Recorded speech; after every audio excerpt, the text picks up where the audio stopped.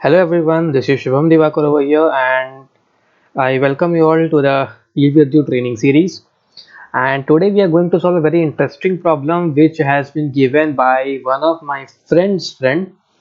Eventually I don't know the name, but the question is very interesting in itself. So let's move ahead. The question is, uh, you are given two sets of number A and B. Okay, so before I move on to this question, I would like to tell I tried to find out in the internet where, somewhere this question is present or not, but I could not find it out. So in case you guys find out anything related to this question, please don't forget to post that in the comment section.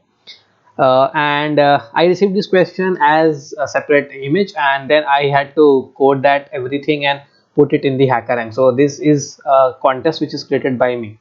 Right, so the link is there in the description. You can check that out, the link to the question. Okay, so let's move ahead to the question. Question is, you are given two sets of numbers A and B. You should find a subset A dash of A and another subset B dash of B such that, okay, we have conditions. The first condition is A dash and B dash should be non-empty.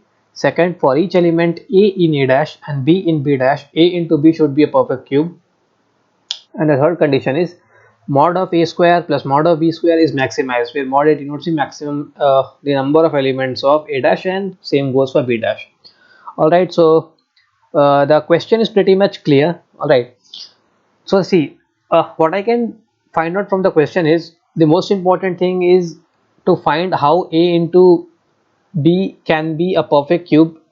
Okay, so that is not a big deal. We know how to do it in the naive way, but the correct approach and the simplified approach, or correct, you can say the optimized approach, is what is required in this question. All right, this is what I can take from here is number one, and the second thing that I have to take here is I do not have to find the sets, rather I have to find the maximum value of mod a square plus mod b square. All right, so that is the important part, two important parts. Now the input format is contains an integer t, first line, second test case, three lines. Okay, all right. So nm, all right, n is first array's value, m is second. Okay, so we are going to take up this example, the sample input and output, which was given to correctly check like whatever we are thinking is correct or not. All right, so let's get ahead, and I would be using this as a reference also, right? Okay, so we have 2 to 8, and this is again 2 to 8, this is 16, this is 3, and okay, this is n, this is 3, so 3 elements here and 2 elements here, so 2 to 8 and 16 2. The answer should be -1, so let's check how we get that. It is 2 to 8 and 3 2, right? Okay, so let's check how we are getting this 3 to 2, and we have, no, it's 2 to 8 and 3 2, 3 2 and 2 2 and 8 over here. All right, so let's think like how we can divide a subset. So what a subset is, let's say we have this 2 2 and 8. Okay, we have this 2 2 and 8 as the three elements of an array. So what could be the possible subsets? The possible subsets could be 2 to 2. I'm not putting the comma, so it could be 2 to 8. Again, it using this 2, it could be 2 to it could be 2 8. Again, it could be 2 to 8, right? But that won't be counted because we have already taken that. So these are the possible subsets, different possible subsets, and total possible subsets of three elements in an array would be 2 to the power n. Okay, the maximum possible subset of n series n elements would be 2 to the power n. So we have 1 2 3 4 5, we are missing 3, so it would be 2 to the power 3, that would be 8. All right, so you can create 8 subsets when you have 3 elements, and the formula is 2 to the power of n. All right, so what else it could be? 2 8, we took it, then we have to take 8 alone. Okay, we have to take 8 2 and 2 alone also, because 1 2 3 4 5 6 7 and 8, because 2 2 and 8 individually are also the array possible subsets. So see, the thing is why I wrote this subset is because we have the naive solution to be doing that only. So what a naive solution would be to generate all the possible subsets of each of the two array elements, and then for each and every set we have to check whether a into b is a perfect cube. So now the most important thing is checking a into b is a perfect cube or not. So let's check for a case, like let's check for, in this case, like whether there is a cube possible or not. So let's take first this 2. This 2 is taken, and this 2 can be made can be multiplied with this 2 into 3 or this 2 into 2. Okay, so see, the thing is, whenever you are multiplying two values, that is a into b, and in order to check whether this a into b is a perfect cube or not, what we can do is we can check for the prime factorization of a and prime factorization of b. Okay, and in case in the prime factorization of a and b, we will get something like, see, for a, let's say we have p to the power q1 into this is p1, this is p2 to the power q2, and then so on. And for b, let's say we have x to the power of, again same, let's take another variable, x to the power of y1 into x1 to the power of y1, x2 to the power of y2, and so on. Okay, these are the prime factorization of a and b. So what will happen is, if a into b is a perfect cube, in order for that to happen, first thing is this p1 should be equal to one of the elements, one of the prime factors present over here, and also this q1 when added with this y2 should be a multiple of 3. Okay, so that has to be taken care of, and that is the only condition. Okay, so let's check a very weird wild example, which is 3 to the power 2 into 3 to the power of 3. Okay, so what that is, 3 to the power 2 is 9, 3 to the power 3 is 27. So is 27 into 9 perfect cube? The answer is no. So let's check whether it is actually not. So 3 to the power 2 is 9, 3 to the power 3 is 27. So if we have, first thing is 3 is equal. Now 3 plus 2 is 5. So if we multiply, or if we take the mod of 3 plus 2, 5 mod 3, that will not be equal, that is not a multiple. Alright, so this won't be clearly the cube root. 9 into 27 won't be having any cube root, right? Perfect cube root. Let's take another example and try. So let's take another example. Let's take 4 into 2. All right, so will this be a perfect cube or not, we need to check. So this is what, this is 2 to the power 2 into this is 2 to the power 1. So 2 plus 1 is 3, which is clearly a multiple of 3.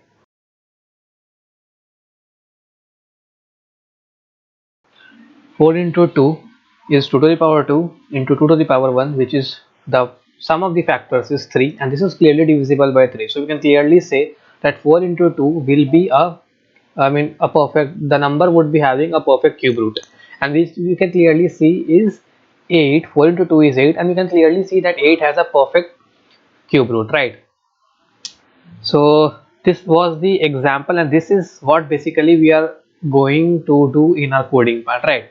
So this, everything comes down to this part, because if we are not going to find out this cube root efficiently, the entire algorithm fails, because this is the most important aspect of this. All right, so we will check for this set, and then quickly we will go for the second set of the example, right? So let's go to the set of, first let us go to this set, right? I mean, do we have any cases over here wherein, yeah, so moving ahead. So this is 2, this is 2, this is 8. All right, so the next element is 3, 2 in the array. So 2 into 3 won't give us a perfect cube root, won't give us a number which is a perfect cube. Okay, 2 into 2, 4. Again, the sum of the factors is 1 plus 1 over here. Again with this same 2, also with this 8. Now 8 into 3 is what, 24. Again not possible. 8 into 2 is 16. Again not possible. So for this we won't be having any subset, okay, which would be giving us perfect cubes, right? So the answer would be -1 for this, as in the question. Yes, it's -1. So now let's check for this 2, 16, 5 and 4, 4. Is there something possible or not?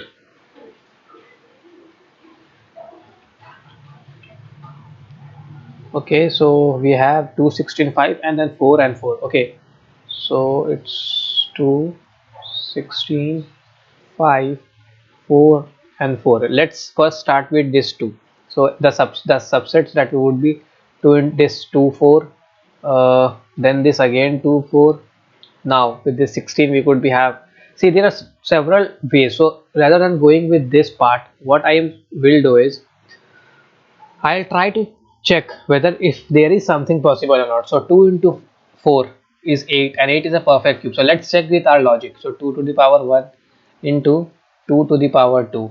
Okay, so this sum of the factors is 2 plus 1 3, which is clearly a multiple of 3. Okay, so the rule was if the two numbers are equal, which means if the two factors, the sum of the two factors, two similar factors in the prime factorization of a and b, okay, give us sum which is a multiple of 3, then only we can say that the number is divisible by, or the number is having a perfect cube root, right?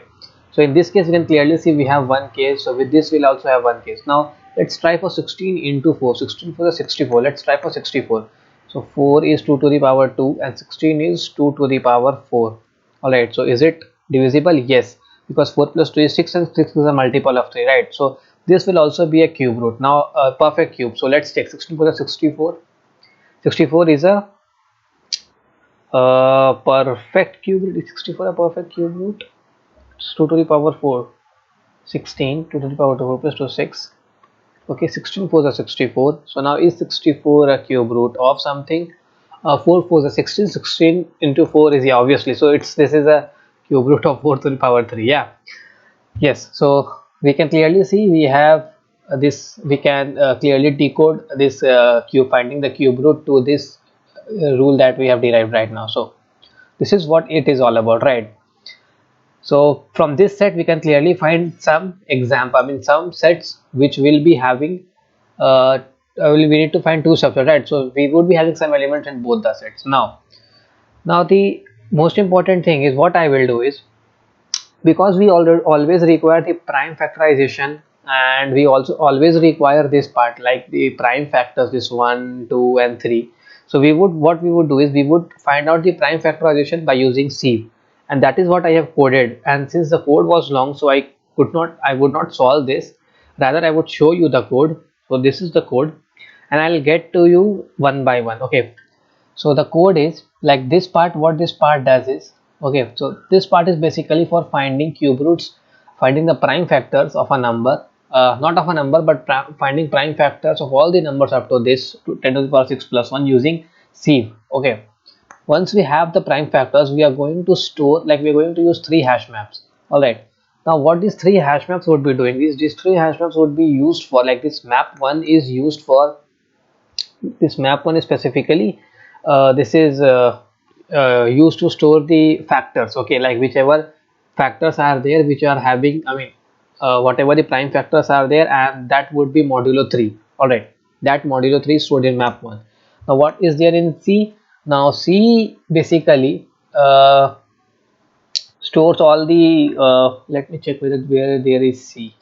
Yeah, so C is here. So basically C basically stores the sum like p1 plus p2 of the two similar factors and then modulo 3. All right, like see, we have one loop over here. Now this is C, so it will hold all the factors over here. Now we have map 2 over here, so this map will store this factor. Now what this factor is? Prime factor b of I. So this is going to call prime factor b of I, which in turn will store the return the modulo 3 part, like whatever the prime factors are there, it will modulo that and will return over here. And in this third loop we are basically calculating and maximizing this k square plus l square. Okay, so this is what the code is all about. This is nothing much, but since the code was long I could not code it. So let's try to check this on HackerRank.